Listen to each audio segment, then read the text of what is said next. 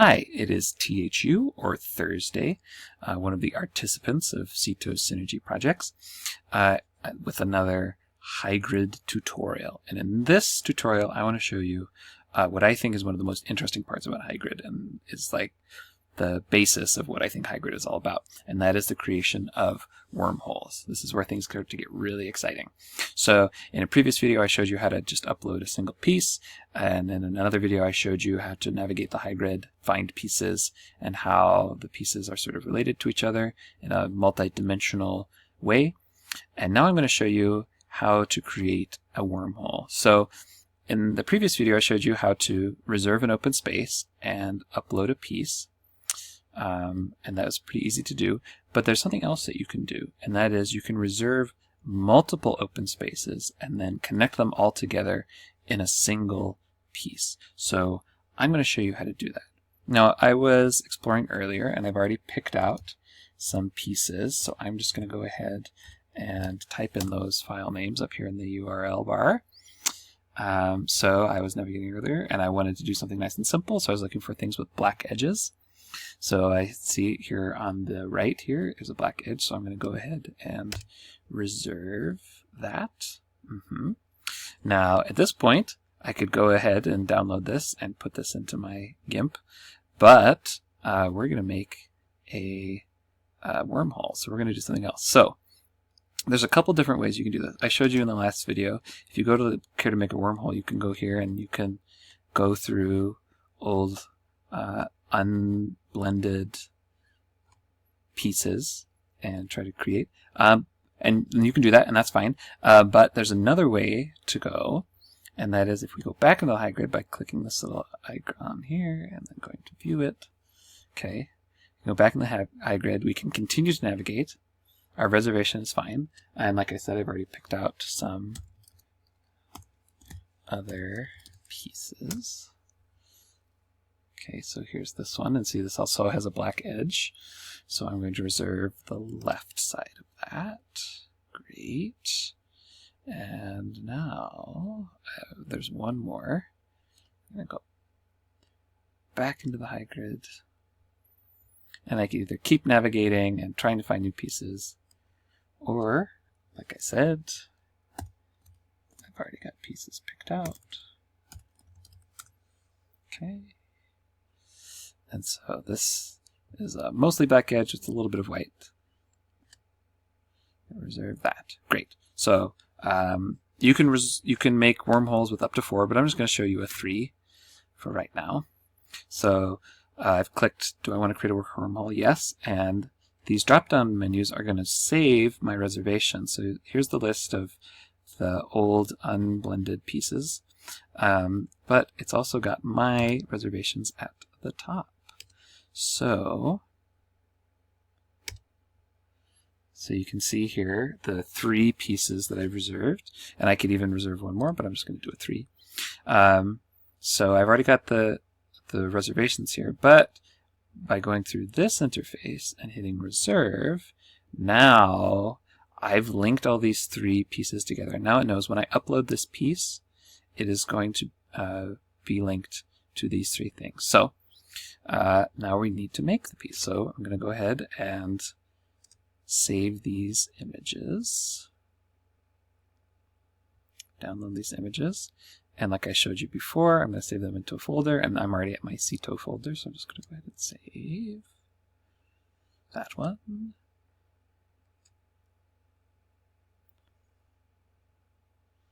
And save the next one. Like I said, you can save them wherever you want, but I like to save them into a single folder. What's going on?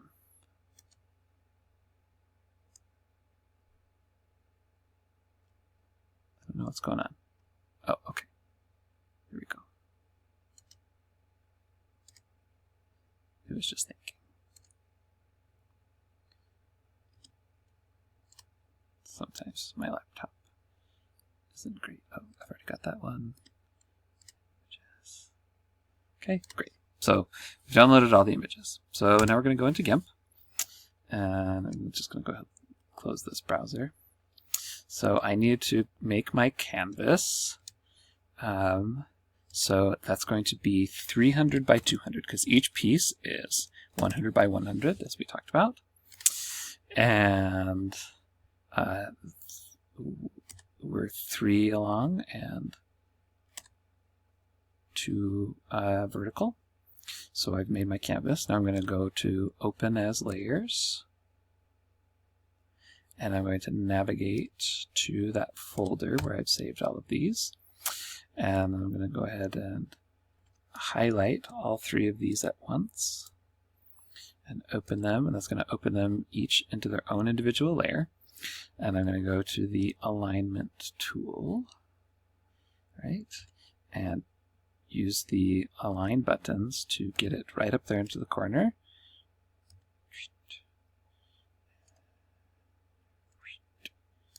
And just put this one straight down. So now these are arranged in the way that I have reserved them. If I need to double check, okay, that's all lined up. And you don't have to do this, but I like to just merge them all down into a single layer. And we keep the original pieces in a separate layer because as we're editing, we want to make sure that it's actually going to line up with the pieces that exist. If we started to edit this layer, it would look blended, but then when we loaded the piece into the Hygrid, it wouldn't blend because we would have changed the original layer. So we want to keep these layers. We don't want to edit this layer. We want to keep these pieces exactly as we are. So whatever work we do, we will be able to check to see if it blends with the original piece. So I chose these on purpose because they've just got nice black backgrounds. So I've got black selected already, and I'm going to look real close because sometimes black isn't true black, and we've got some, some variations on black, but this looks pretty good, at least on my resolution and my monitor. Cool.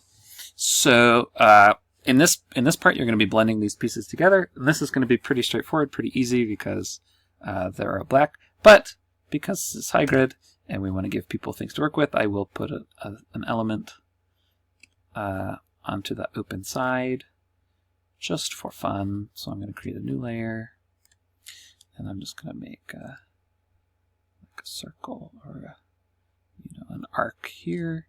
I'm going to fill that with white. Okay.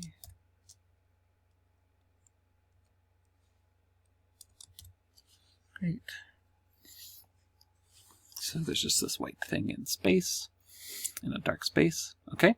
So once you've created your blend of this wormhole, you're going to go to Image, and you're going to Flatten Image. And then you're going to go to Image again, and you're going to go to Canvas Size, and you're going to create the canvas to be 100 by 100 because that's the size of each piece. And then you're going to move this so it's right over. So you see here, this is the whole image, and then it's got a little border where the 100 by 100 canvas is.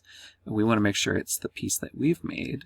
So we're going to offset that to the right. And depending on the orientation of the piece that you're working on, you may have to go down 100 or whatever. But ours is negative 100 on the x-axis, so that's going to resize that canvas. And there is that. So our piece is all ready to go. Not the most brilliant piece in the world, but this is just for demonstration purposes. And then we're going to go to Export, and we're going to go to our folder.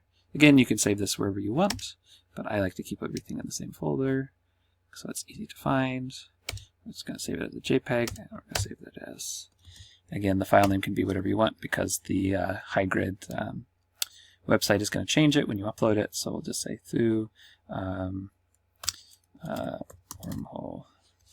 Great. All right, so the piece is all made. Oh, and we're going to turn up the quality because we don't have to worry about file sizes. Okay. And then we're going to go back, and it is all ready to upload.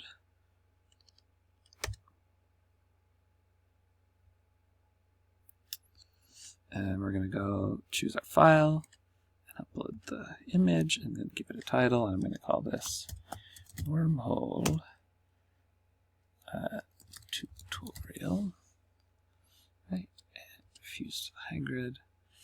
And now we can see that these three pieces are now joined together. And as we navigate, you'll see that this has connected the pieces together that way, and that has brought them joined the Hygrid. And that is the interesting thing. So this is really basic, but there's all sorts of things that you can do. So for example, if we had this piece over here, it's actually one I made. Cool. We could reserve the top and the bottom of this piece, and then wormhole that. And so this piece would be connected on the top and the bottom to the same piece, and would create a looping effect. We could reserve this space and this space down here, and wormhole those, and now they're connected in an interesting way that sort of creates a weird loop or wormhole. There's no limit to the kinds of variations that you can do and the kind of ways that you can connect these pieces together.